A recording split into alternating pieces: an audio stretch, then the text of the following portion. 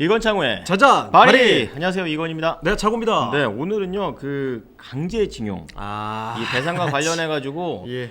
너무 열이 받아가지고 그 굴욕 외교라고 네. 말이 참 많이 나왔고, 사실 뭐 오늘 얘기하는 거는 정치적인 이슈다라기보다 그냥 한 나라 국민으로서요. 국민으로서 그냥 약간 좀 화가 나가지고 네. 뭐 여당 쪽에서는 이게 굉장히 통 큰 결심이다 이렇게 얘기를 하고 그러지만 저는 개인적으로 그렇게 생각이 잘 안 들더라고요.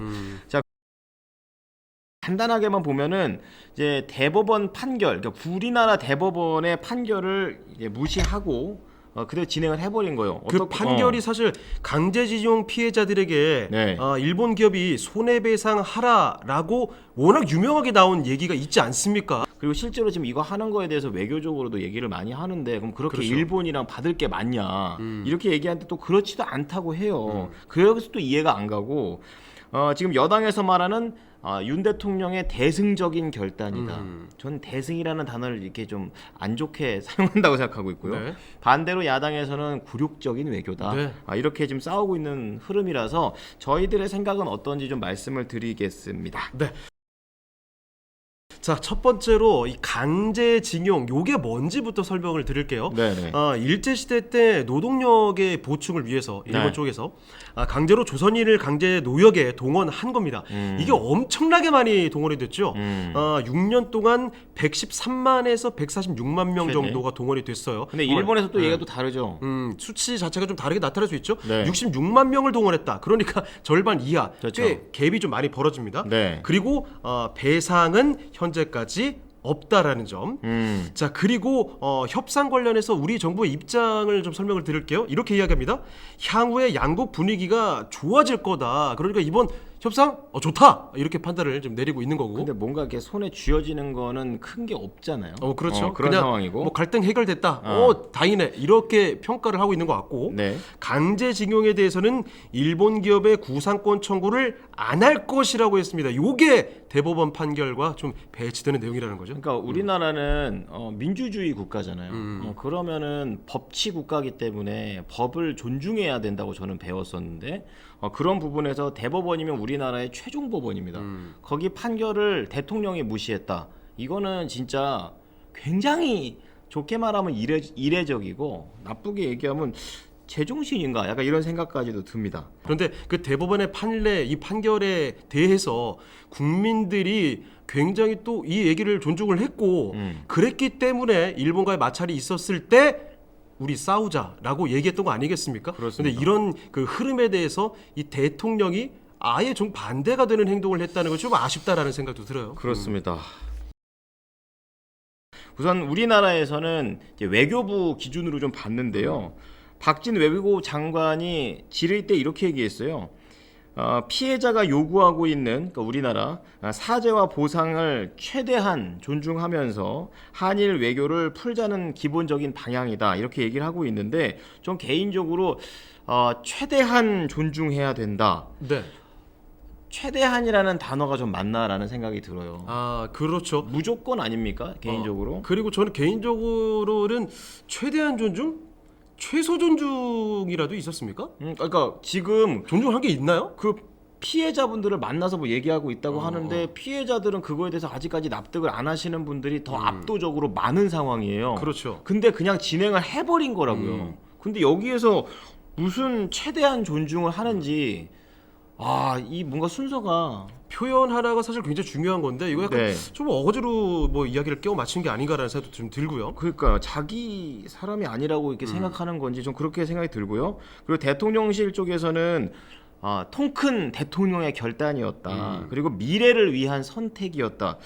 그러니까 자화자찬을 계속 이렇게 하고 있는 그런 모습인데 뭐 그럴 수 있어요. 같은 편이니까.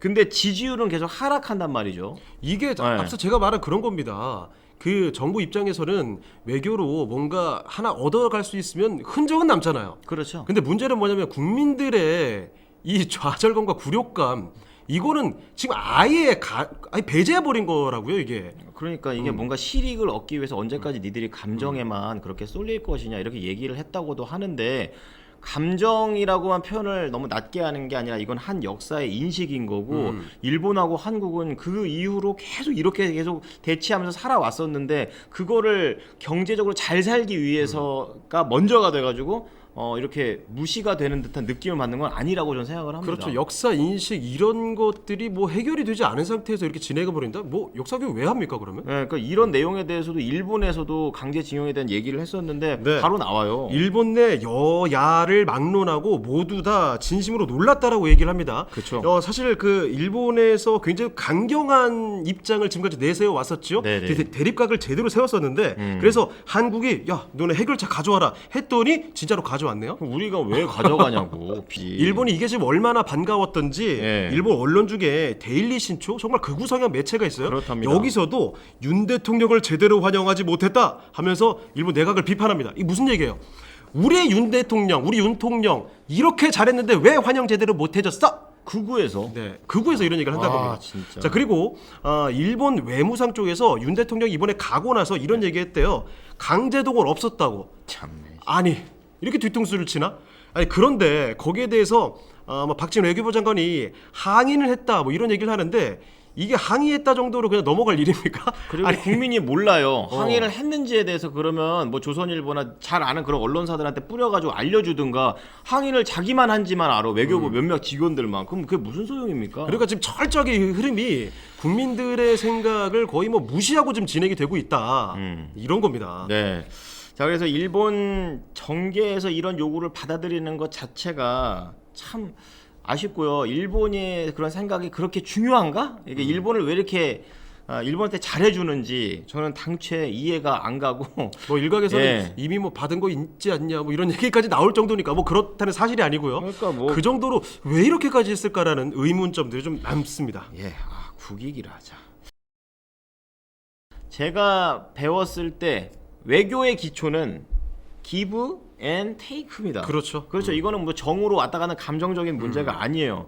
근데 더 재밌는 건 뭐냐면 이 얘기가 있고 난 다음에 이제 일본 쪽에서도 뭐 이렇게 이것저것 푸는 게 좀 많이 나와야 되는데 그런 테이크가 없는 상태에서 지금 기부하는 건 되게 많아요. 그렇죠. 일본보다 더 빠르게 화이트 리스크 이거 복원을 좀 착수를 하고 있는데 이게 뭐냐면 수출 심사 우대국이에요. 네네. 원래 이제 우대국이었다가 분위기 안 좋아지니까 우대 안 해줬는데 이거를 좀 일본에서 하는 거 봐서 우대국으로 바꿔주든가 먼저 지금 복원을 하려고 애쓰고 있고요. 또 이것과 관련해서 이 산업통상부 장관 하는 말을 들어보면은 일본과 이 조속한 복원에 합의를 한 이상 뭐 누가 먼저 배제했고 먼저 복원했느냐 이건 상당히 지역적인 조그만한 문제일 뿐이다라고 생각을 했대요. 이게 무슨 지역적입니까? 그 외교에서 누가 먼저 제시하고 이런 거 순서도 엄청 중요한데 뭘 지역적이야? 그러니까 맞은 애가 내가 너를 사과를 받아야 되는 게 아니라 먼저 가서 내가 좀 이렇게 먼저 좀 풀자. 널 먼저, 용서해줄게. 용서해줄게. 사과도 안 주고, 했는데. 이것도 주고 이것도 줄게 이러고 있는 판이에요 지금. 그리고 산업통상자원부가 지금 23일 오늘이죠. 일본의 수출 규제에 대응해서 WTO에 제소를 했던 게 있는데 다 철회해 버렸어요. 그러니까 참 통 큰 치킨이 있는 것처럼 통이 크다. 크다라는 얘기가 바보라는 말 아니에요? 이거 이 정도면? 근데 상응하는 대가가 올 건지 안 올 건지 지금 기대만 있는 상황에서 이래야 되는 거냐 싶어요. 외교는 선심이 아닙니다. 네, 뭐 얻는 것도 하나도 없이 이렇게 그러니까 국민들이 납득을 못하는 거죠 지금. 진짜 너무 그거는 아마추어 같아요. 예. 그래서 지금 일본 입장이 어떠냐면요, 기시다 총리의 지지율이 상승하고 있어요. 덕분에. 왜냐면 외교적으로만 딱 놓고 봤을 때 기시다 총리가 이번에 얻은 것밖에 없습니다. 그러니까 너무 잘했다고. 지금 그러지. 외교 천재 소리를 듣고 있는 거예요. 왜냐면 양보한 거 하나도 없이 준 거 하나도 없이 다 받았으니까. 진짜 빡치네 진짜. 그래서 지금 대부분 뭐 지지율 40% 회복하고 예. 뭐 정말 좀 박한 곳이 마이니치 신문인데 여기서도 35%. 그래서 지금 일본에서 기시다 총리의 정치적 수건, 이 종군 위안부라고 얘기하죠. 여기 해결이 정치적 수건인데 이거 뭐 가능할 것 같다라고 일본 내에서도 지금 판단을 하고 있는 상황입니다. 네. 자 거기다가 일본과 우리나라가 갈등을 많이 빚었던 게 일본에서 반도체 소재 세계 품목을 규제를 했잖아요. 요거 이번에 좀 해제되지 않았습니까? 해제한 게 만약에 우리가 국산화를 이미 다 해버린 상황에서 규제해가지고 국산화 잘했고 그래서 일본 없이 되네? 이랬는데 얻은 걸 순 있어. 근데 얻은 건데 너무 적잖아요. 아니 이미 고생할 거 다 해놓고 이제 이러는데 이거 돌아오면 타불이잖아요. 그러니까 그리고 소부장 지금 그쪽으로 돌렸던 그런 우리나라 기업들은 어떻게 되냐 이거죠.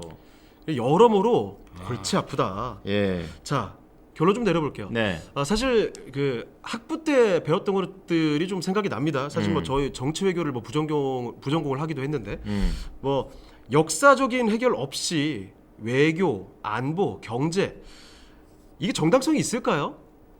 교수님이 없다고 그랬었어요. 어. 예, 예, 아니, 예. 보통 그게 정론 뭐 보통 그런 인식이 있는 거 아니에요?